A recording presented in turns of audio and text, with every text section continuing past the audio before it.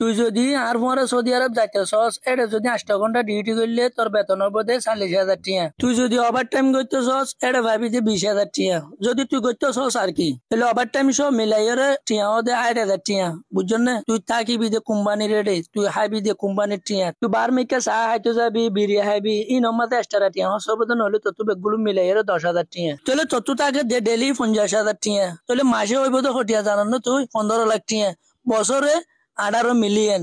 বুঝছেন না? তুই কি হাইবি নাকি গাদ দিবি? অবাজি তোরেন দিলা অফার হনিকে নদিব আর রোনাল্ডো দিদি। বুঝছেন না? তুই বাফিসা সুন্দর করে আর মতে যাবি না স্যার।